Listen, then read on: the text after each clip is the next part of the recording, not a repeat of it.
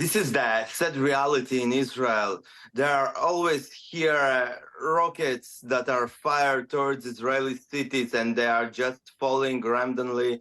They can hit anyone, and that's why Israelis are so used to that for so many decades, to live in this constant threat. And also there are terror attacks, as was yesterday. So this is part of the daily life in Israel.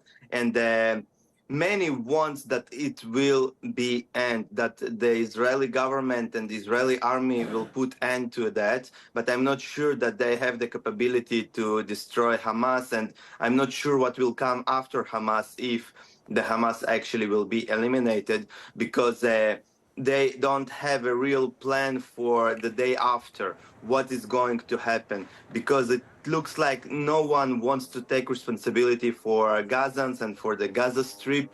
And this is a difficult situation. And we see that today already one or even more rockets were fired from Gaza towards Israel.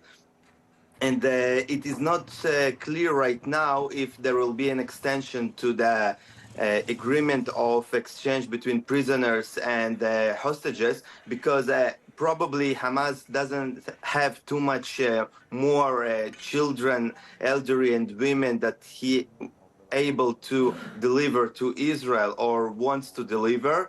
And the Israeli families of the hostages, they are really desperate, because they're hearing more and more of the horrors that those hostages are going through in the Hamas captivity. For example, parents of a child told that the children were marked with a hot exhaust of a motorcycle, and that was for the reason that if they run away, the others will be able to recognize those children by the marks on their legs. And this is remembers us darker days from the past, and that's why the hostages of the families, they're asking the Israeli government to do whatever it takes to continue this truce and the exchange of hostages for prisoners. And Nick, just staying with you, it might become clearer in the coming hours, but what is being said about that possible truce being extended? Because, as I say, officially at 7 a.m. local time where you are, it's finished.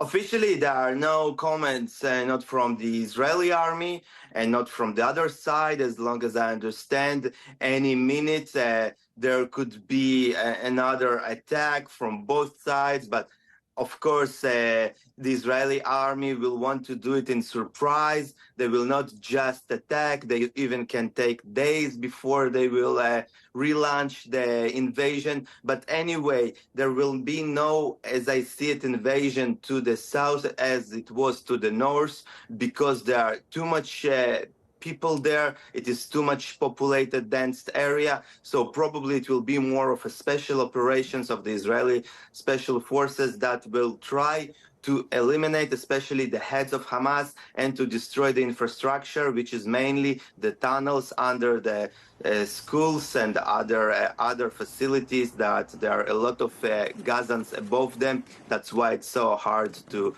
do it.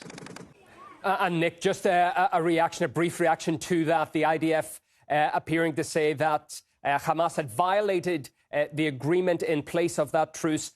And now it appears, just looking at the statement, that the cessation in that action will not be continuing going into the weekend.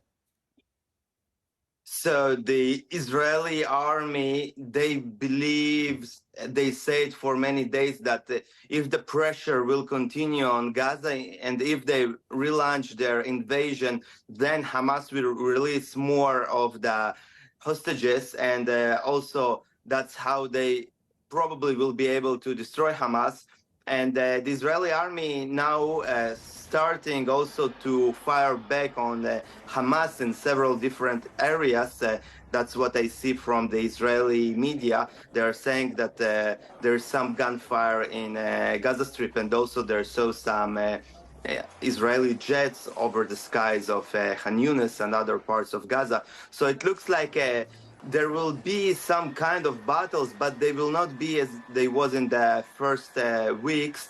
And probably now the negotiations will be under fire. And the common belief in Israel that this pressure of the Israeli army will make for Israel a better deals of exchanges of hostages for prisoners. And eventually, Okay. Israel also says that it wants to eliminate Hamas, but this target, I'm not sure will be Israel will be able to do that because there will be no international support for a long-term, full-scale invasion to the south of Gaza. Thank you all for reacting to that developing story just coming into us in the programme. Journalist Mansour Shuman, Mohammed Najib and Nick Kolyokin there lastly. Thank you all.